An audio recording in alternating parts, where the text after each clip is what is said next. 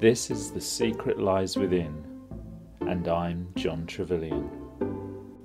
For this show, we're going to hear Sarah Wragg reading her ghost story, The Devil's Card Game. This was inspired by her time spent as an extra on TV and film productions. The Devil's Card Game. The pretty young servant girl looked at her reflection in the large gold-framed mirror above the fireplace. She tutted, then pulled out strands of hair from beneath her cap in order to frame her face in a more comely manner. Her orders were to be neat, but she didn't care what anyone else said. She was not going to be seen with such a severe, unflattering look, and no one was going to take any notice of her anyway. The footman was slouched on an uncomfortable wooden chair in the corner of the room, reading a newspaper.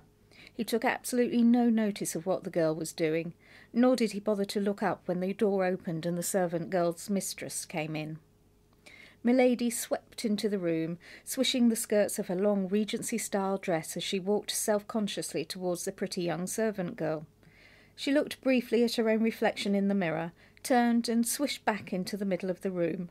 A small beaded reticule which hung from her wrist was swinging wildly as though she wasn't used to its presence.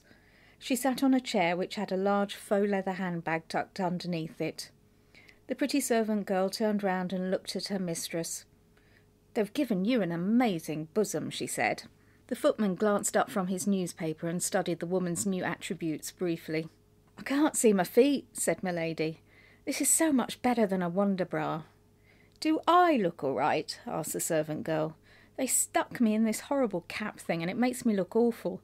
I'm trying to do something with it." The lady studied her servant. "It does look better with a few strands of hair," she said. "Good. And anyway, I'm not supposed to be noticed, so who's going to see whether I've got wispy bits or not?" "Exactly. Now, is it me or is it cold in here?" "It's freezing." "Trust them to stick us in the coldest, darkest hole they can find," said Milady. "Here we are in the middle of summer in Standhill House, for God's sakes. We're in one of the most beautiful stately homes in the country. We're in a film with a Hollywood star. We're wearing all these brilliant frocks and, as usual, the extras get shoved into the darkest, dampest, most disgusting room they can find." "What do you think they used to do in here?" "I don't know. Prison cell, maybe. It's depressing enough." Milady bent down to look in the large bag under her chair. She took out an old baggy cardigan which she put on over the top of her elaborate period costume. The servant girl looked at her and smiled. "Lady Pauline Fowler," she said. The door opened again and a lady's maid, who'd pushed the door with her backside, sidled in. She had a small backpack hanging precariously from her shoulder. In one hand she carried a polystyrene cup of coffee, in the other a small paper plate with a bacon roll on it. "Food," said the servant girl, her eyes lighting up at the prospect. "Where did you get it from?" asked Milady as she stood up and hurried towards the door. "If you go down to the hall to the left, they're just outside, near the main entrance." "Excellent." "Hang on," said the servant girl, "I'll come with you." Milady waited just long enough for her companion, and they hurried away, giggling at the prospect of breaking their diets with something as wicked as a bacon sandwich. The footman, who'd pretended not to be listening, put his paper down a few seconds later. The lady's maid sat on an orange plastic chair, put her coffee on the floor, then began to do full justice to her bacon roll. Down the hall, did you say?" said the footman as he walked to the door. The maid was in the middle of taking a large bite of her roll, so she just nodded. Then the door closed and she was left alone.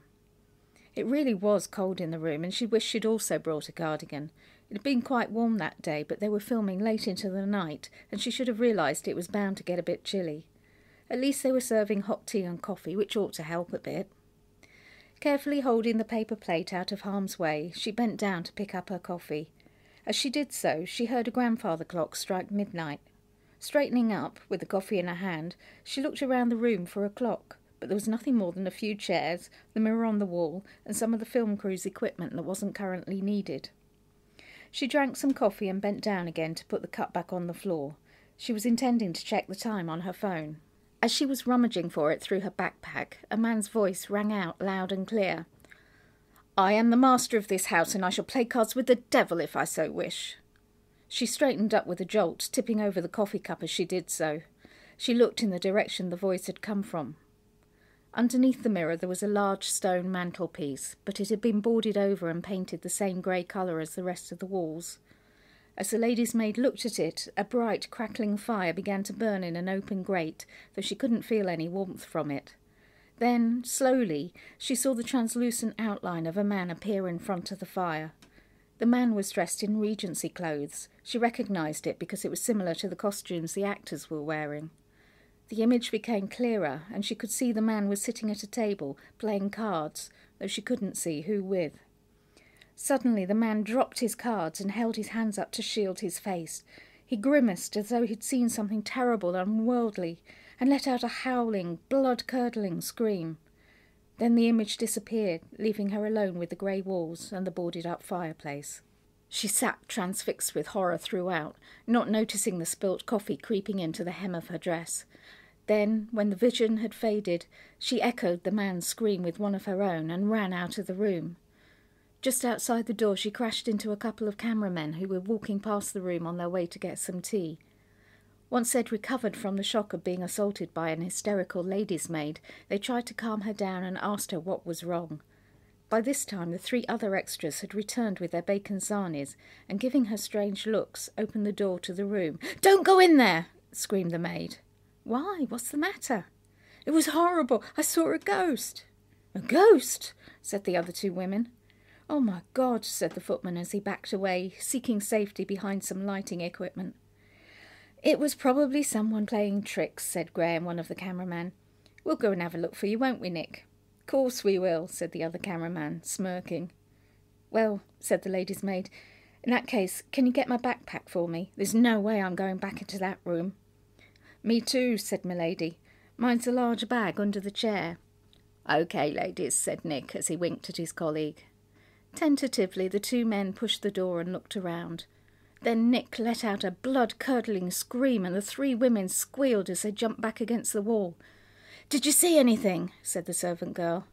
"Nah, just kidding," said Nick as the pair went into the room and the door shut behind them.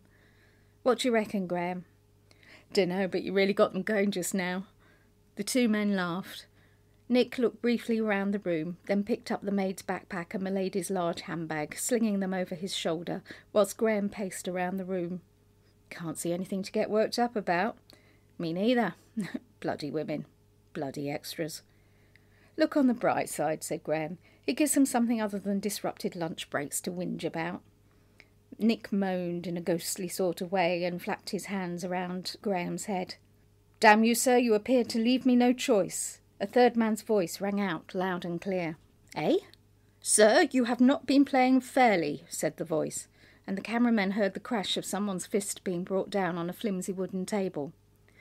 Nick and Graham were too stunned to say anything, which was just as well considering the words they would have uttered. But although their throats had become too tight to be of service, their legs were working all too well, and, Scooby-Doo-like, they ran for the door and got out of the room in an even shorter time than the lady's maid had done.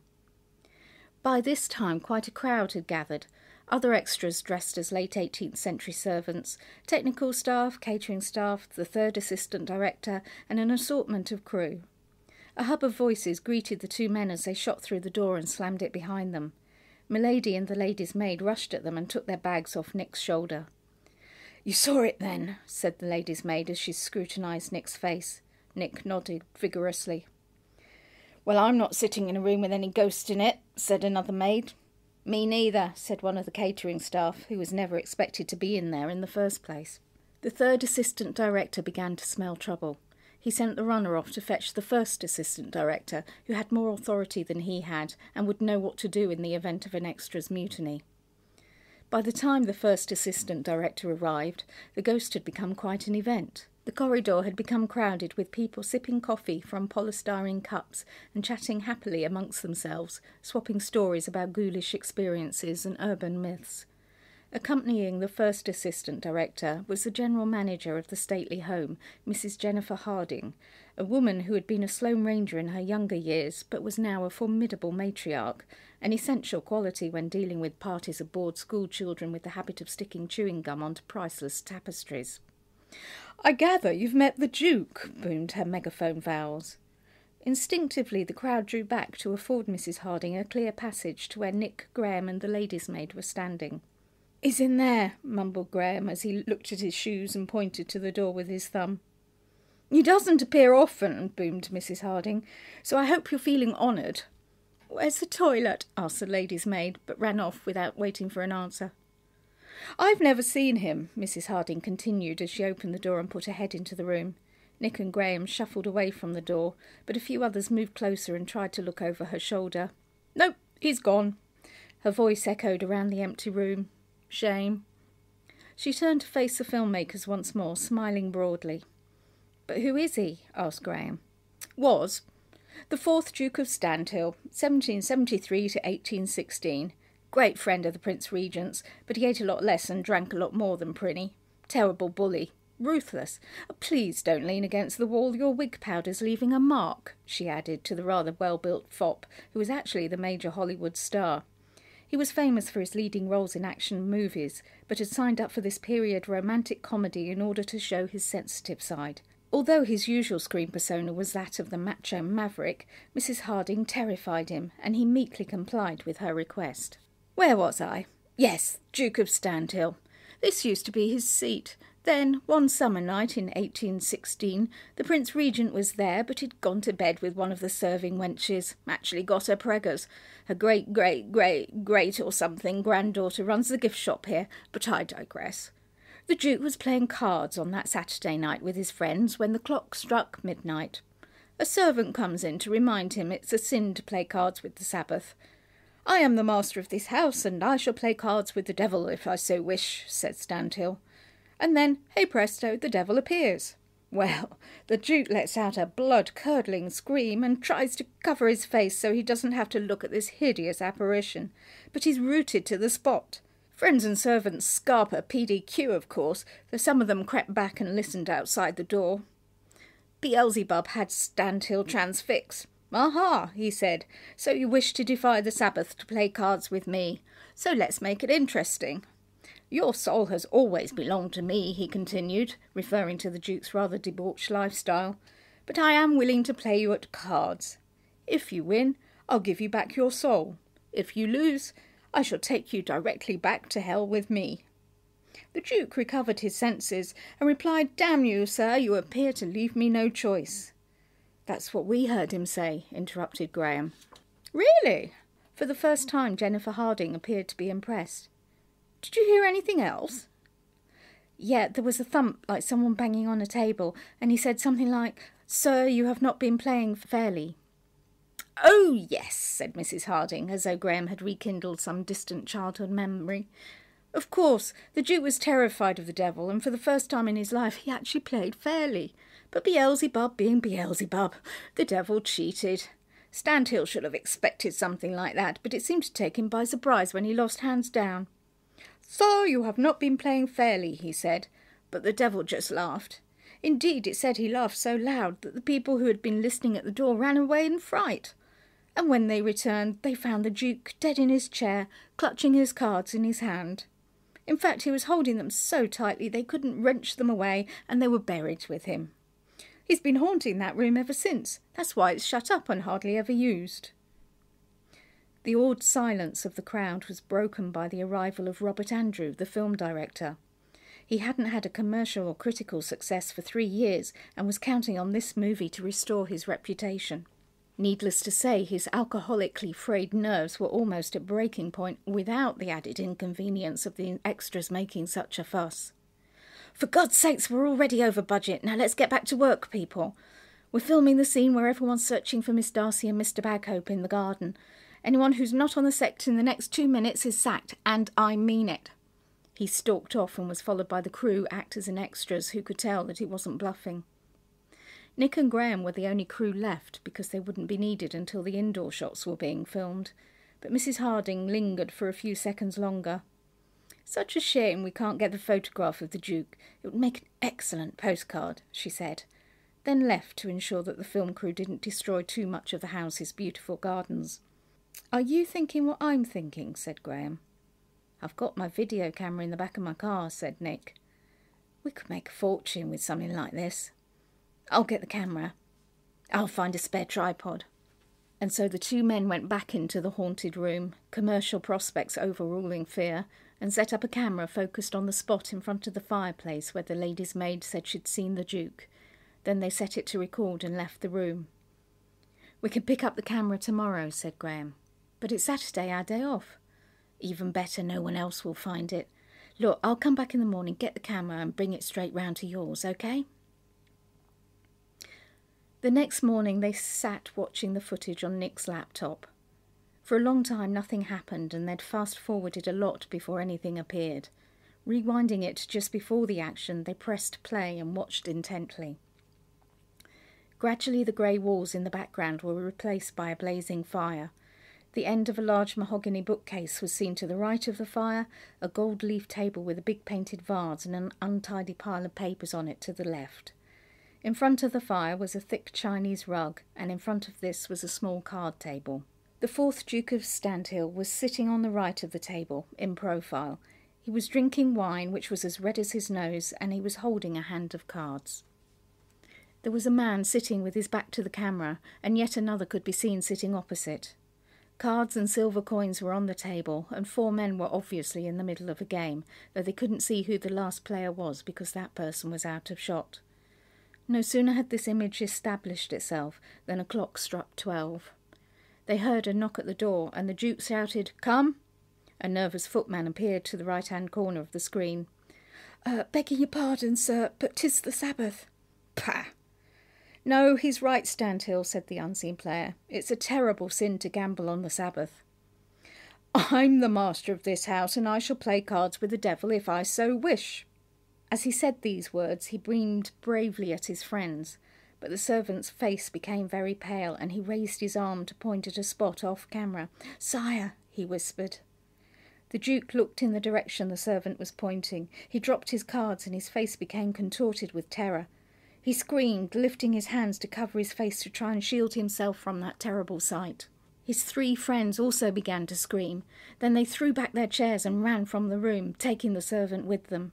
But the Duke was fastened to his chair by his fear, and dropping his arms involuntarily, could only look at the thing which so scared him.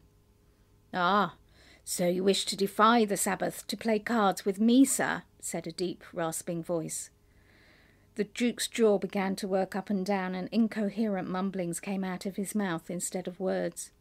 "Well," continued the voice, "let's make it interesting. Your soul has always belonged to me, but I am willing to play you at cards. If you win, I give you back your soul. If you lose, I shall take you directly back to hell with me." The Duke's features began to lose their fear and take on an indignant air. "Damn you, sir, you appear to leave me no choice," he said. Then an unseen force gathered up the cards. By the astonished look of the Duke, no one was shuffling or dealing them, and it was obvious that some kind of black magic was at work. Then the Duke picked up his hands and studied it, frowning. After that the game commenced. Graham and Nick couldn't make out what they were playing, but it became obvious from the Duke's expressions that he was playing well. The game continued, and it was the devil's turn to deal.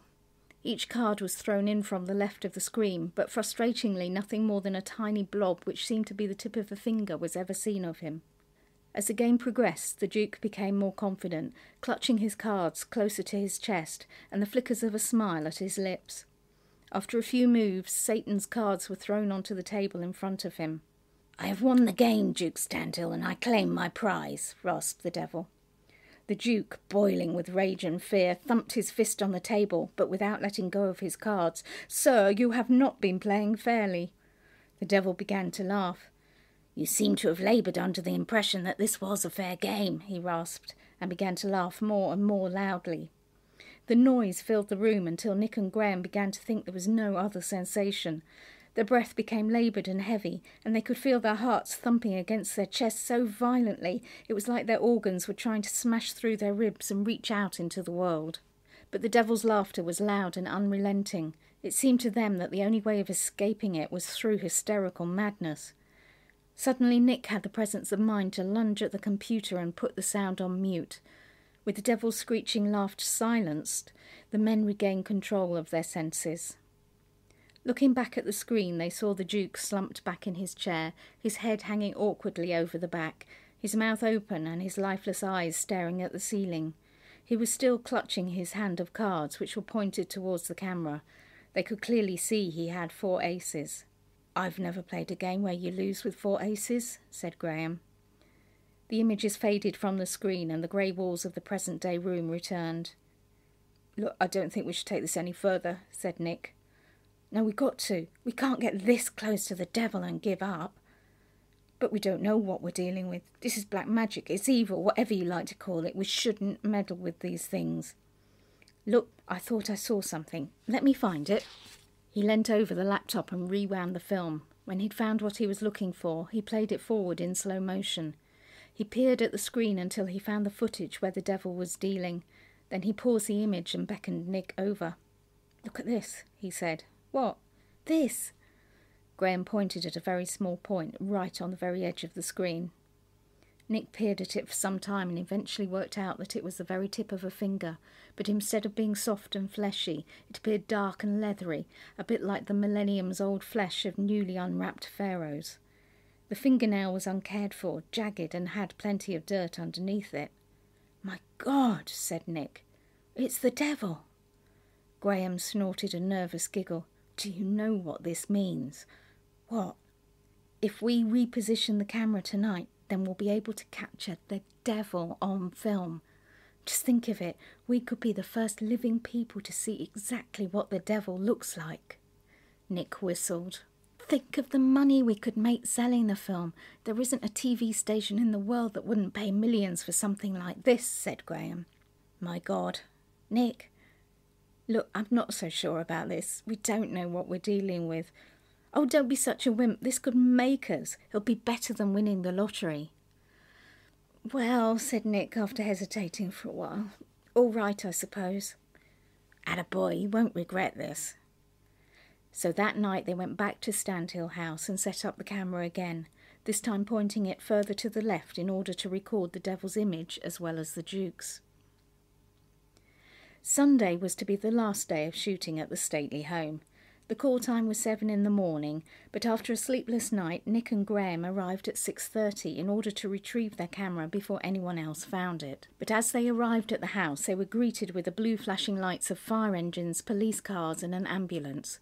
Thick black smoke was billowing from the wing of Storytellers House where the crew had been filming. They parked the car on the driveway and ran to where the first assistant director was standing, giving a statement to the policeman. "What happened?" "Robert Andrew finally flipped," he said, then turned back to the policeman to finish his account of events. "We got here at 6, that's me and Mr. Andrew, to set up before anyone else came. The first thing he did was go into that room, the one where the extras saw that ghost." Nick and Graham glanced at each other.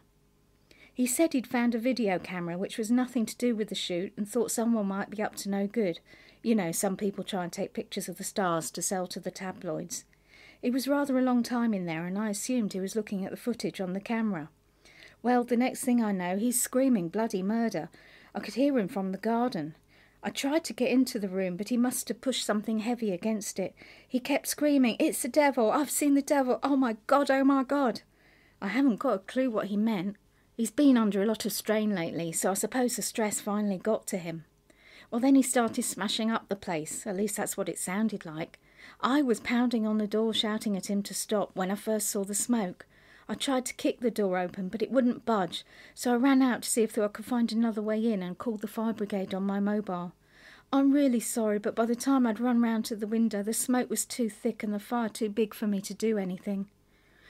"You did your best," said the policeman. "Bloody hell!" exclaimed Graham as he saw 2 firemen emerge from the smoking house, carrying a metal stretcher with a body and a body bag on it. He pulled Nick away from the others. "Do you think he saw the footage?" he whispered. "I said it was dangerous to meddle with these things. Do you realise that could have been us?" Graham looked at the ground. "I'm sorry," he said, as he walked away. "Where are you going?" "Church." The film was never made. The Hollywood star, after an Oscar-winning performance at Robert Andrews' funeral, went back to action blockbusters, his sensitive period well and truly behind him. Nick and Graham parted company after a drunken fight outside a pub. Nick to set up business on his own doing wedding videos, Graham to continue as a freelance cameraman in the film business. The fire had gutted the haunted room, but apart from the smoke had inflicted very little damage on the rest of the house. The Duke's spirit was so heavily rumoured to be responsible for the film director's breakdown, it was exorcised by a Catholic priest and never seen again.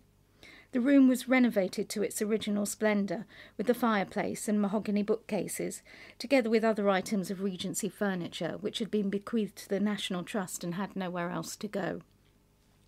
Then, early one morning, a couple of summers after the fire, a cleaning woman was bending down to plug in the hoover when she was startled by a man screaming, "It's the devil! I've seen the devil! Oh my God! Oh my God!" Spinning around, she thought she saw a madman running across the burning room, holding what looked like a video camera above his head before collapsing into the flames. The vision faded, but the cold, fearful atmosphere of the room returned as another tortured soul became the devil's plaything.